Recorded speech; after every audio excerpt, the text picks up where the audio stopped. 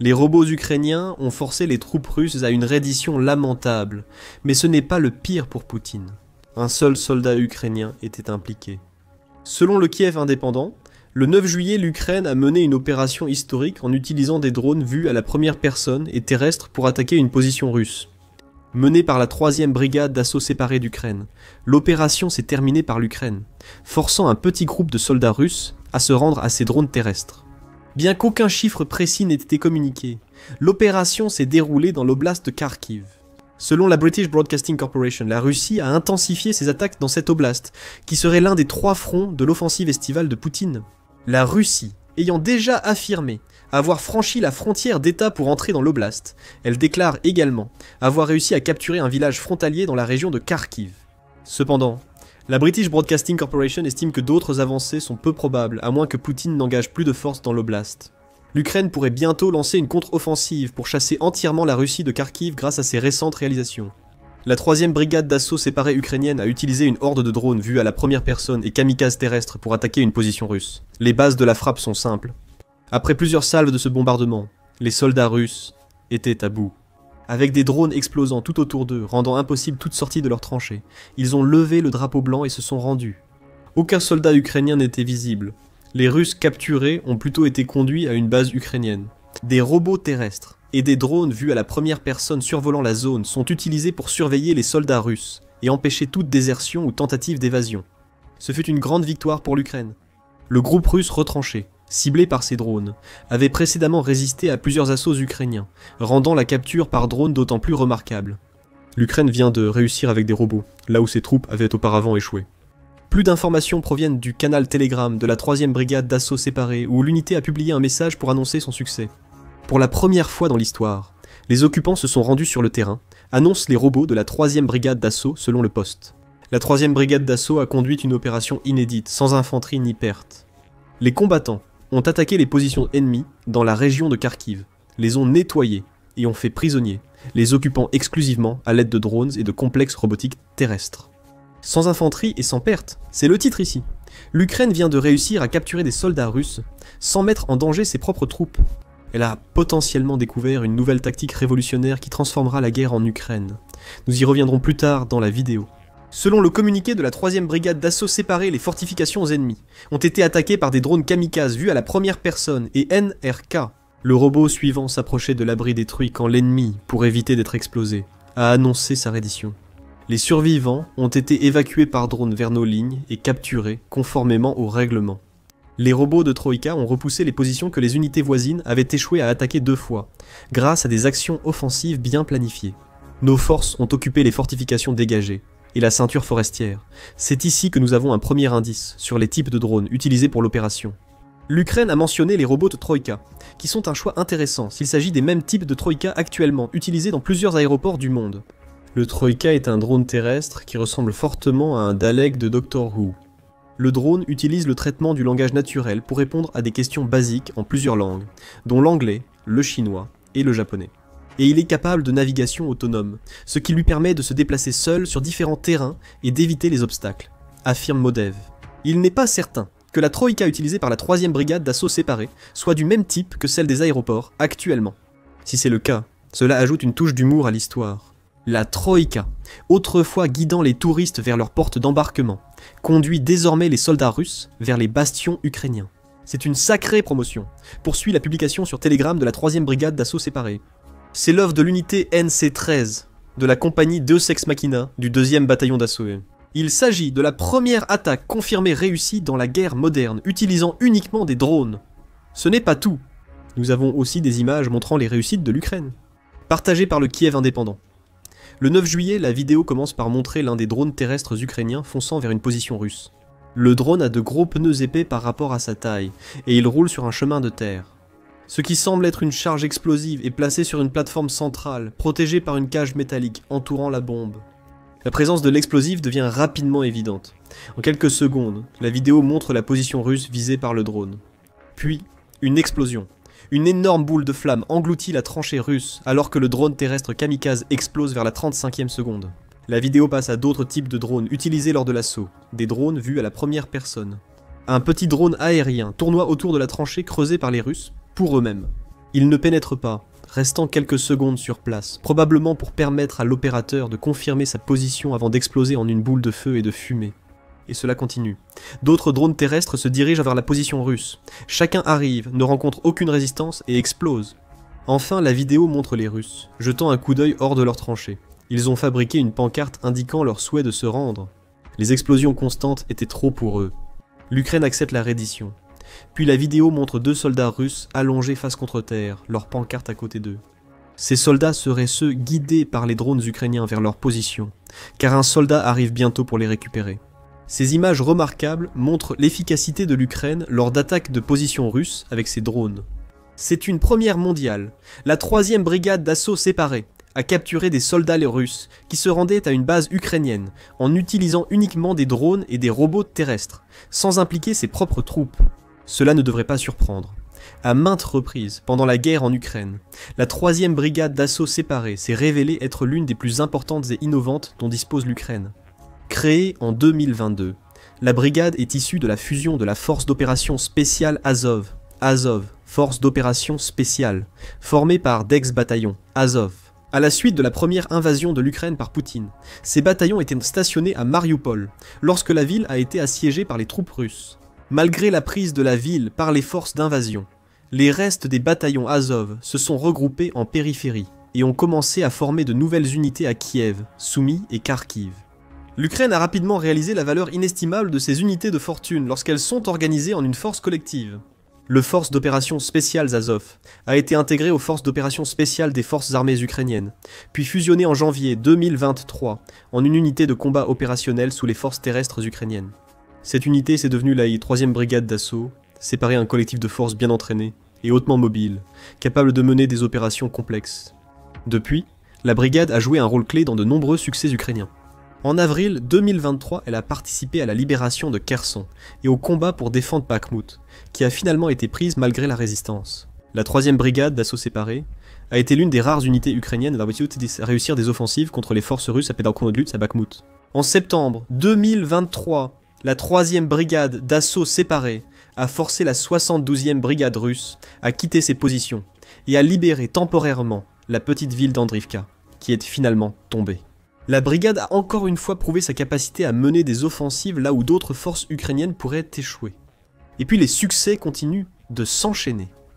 En février 2024, la brigade a été transférée dans la localité d'Avdivka, où elle a affirmé avoir tué 1500 soldats russes, en avoir blessé 3500 autres et détruit 20 véhicules blindés russes. En mai, la brigade affirmait également avoir causé jusqu'à 600 pertes russes lors de l'explosion de Kharkivo, où elle semble opérer depuis bien plus d'1 an à ce stade.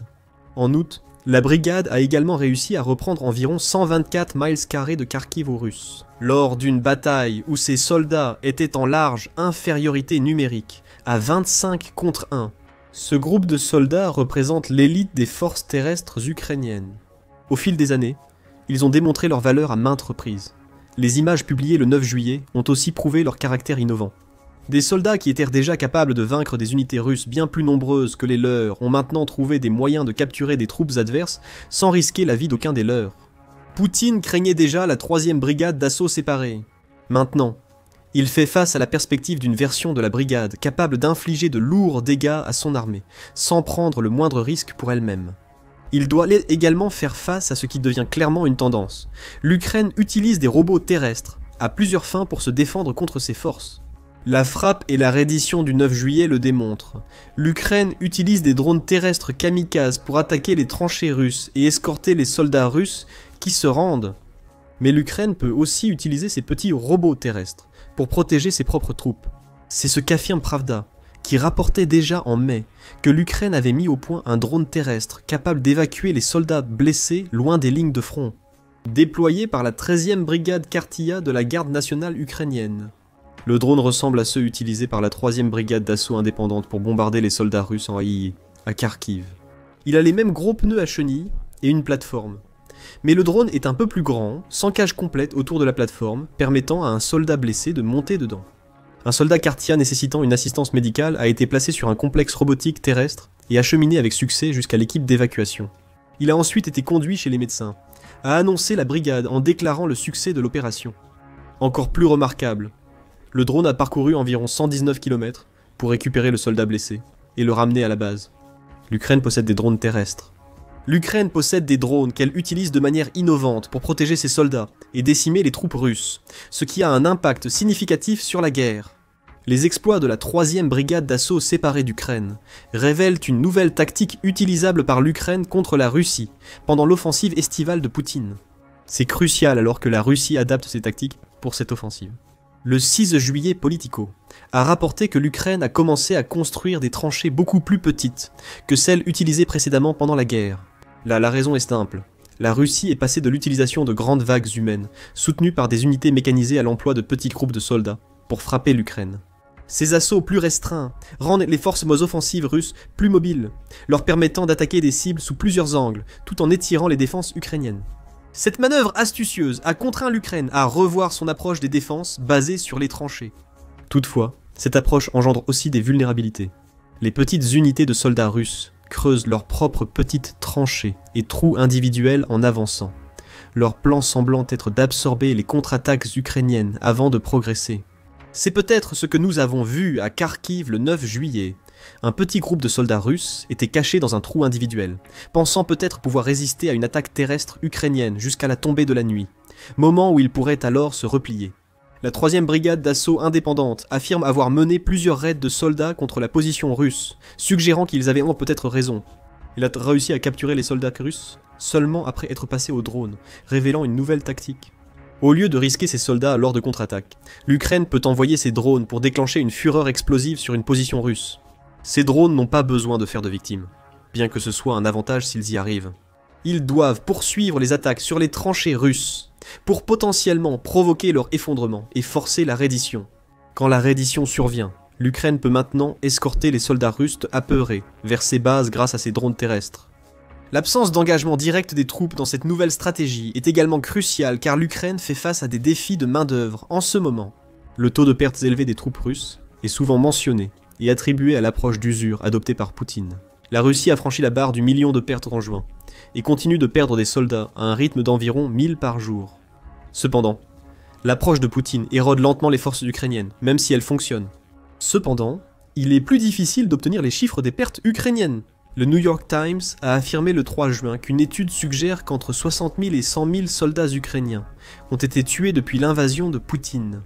En incluant potentiellement des centaines de milliers de blessés, l'Ukraine semble s'épuiser face à la guerre d'usure de la Russie.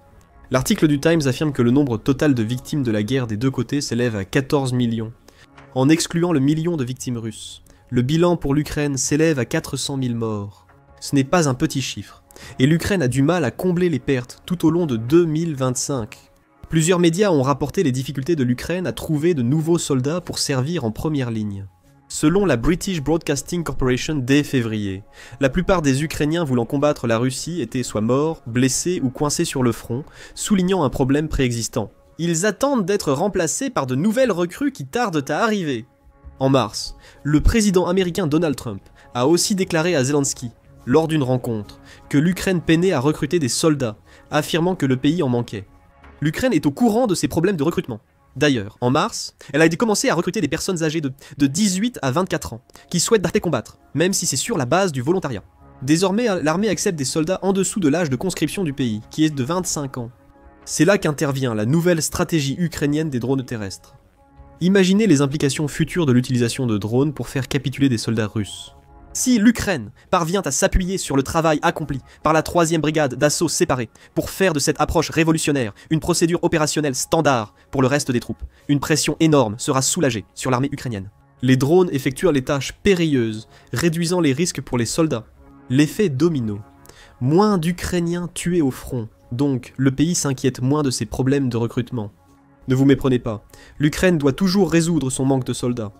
Cette évolution potentielle des forces armées ukrainiennes permet de remplacer les soldats par des drones dans des opérations auparavant réalisées par des hommes.